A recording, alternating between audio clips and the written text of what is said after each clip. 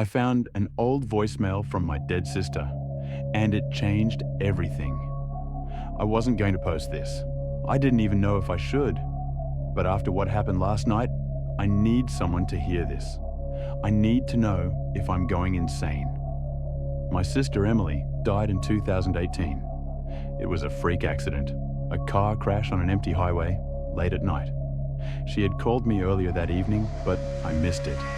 Her voicemail was just static and a few muffled noises. I never deleted it, couldn't bring myself to. That message was the last time she ever reached out to me, even if I couldn't hear what she had to say. Last week, my phone glitched. The voicemail app wouldn't open, so I restarted it. When it powered back on, there was a new notification. One new voicemail. I thought it was spam, but when I opened it, I felt my stomach drop. The message was from Emily's number. My hands were shaking when I pressed play. At first, it was the same static as before. But then I heard something else. Something I hadn't noticed the first time. A whisper, faint, distorted. Don't go. Basement. My heart pounded in my chest. It sounded like Emily. I hadn't heard her voice in years, but I knew it was her. The message cut off right after that, ending in more static. I sat there, phone in hand, replaying the message over and over. It didn't make sense. Emily never left a message like that. And why would it suddenly change after all this time? I decided I had to check. My family home was still standing, though abandoned. My parents had moved after Emily's death. They never set foot in that house again. But I had the keys. That night, I drove to the house. It was just as empty as I remembered. Dusty furniture, creaking floors. Cold. I walked through the dark halls, Emily's whisper repeating in my head. Don't go. Basement. I went anyway. The basement door was locked, but the key was still in the drawer where my dad always kept it. As I turned the knob, a horrible, damp smell hit me, like rotting wood and something worse. The light switch didn't work. I had to use my phone's flashlight. The basement looked normal at first. Boxes, old furniture. But then I noticed something off. A section of the floor had been disturbed. The concrete was uneven, like it had been broken and hastily repaired. Dread pooled in my stomach. My mind screamed at me to leave. But I didn't. I found a crowbar in one of the old toolboxes and started chipping away at the cracked cement. It crumbled easier than I expected, like it had barely set. And then I saw it. A bundle of cloth, stained, wrapped tightly around something. My breath caught as I pulled it free.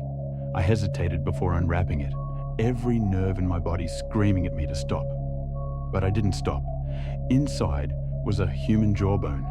I scrambled back, my flashlight shaking. Something else was buried there. I could see more bones beneath the surface. My mind reeled, nausea rising. And then my phone buzzed. Another voicemail. My fingers fumbled as I played it. More static, and then... You found me. Emily's voice, clear as day. I ran. I don't even remember locking the house or getting back to my car. I just drove. I drove until my hands stopped shaking, until my thoughts stopped racing. This morning, I called the police. They're investigating. They don't know who the remains belong to yet, but I think I do. My sister didn't die in that car accident. I think someone made sure she never made it home that night, and she needed me to find her. I don't know what happens next, but if she calls again, I'll be listening. That was 2 days ago. I haven't slept since. The police took over the scene and I gave them everything I knew. They didn't let me stay, but I waited outside in my car for hours, just watching. I couldn't leave, not until I knew something. At around 3 a.m., an officer knocked on my window. He looked pale, shaken. He asked if my sister had any enemies, anyone who might have wanted to hurt her. I told him no, but the truth is, I wasn't so sure anymore. That night, I checked my phone obsessively. No more messages. But then, around 4 a.m., my phone lit up with a notification. One new voicemail. My heart felt like it stopped as I opened it. My hands trembled so much I almost dropped the phone. It was static at first. Then came the whisper. Not safe.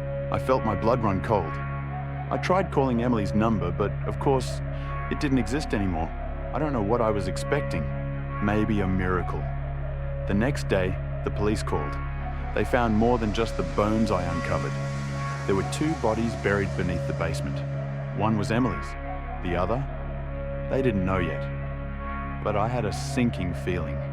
I spent the entire day piecing through old memories, trying to make sense of it all.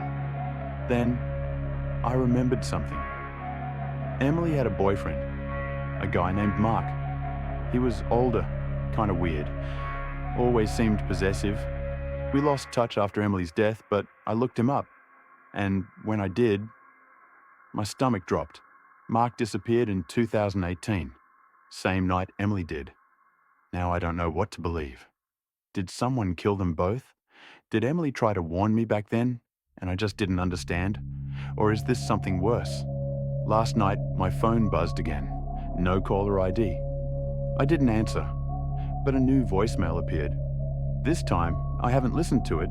I don't think I want to.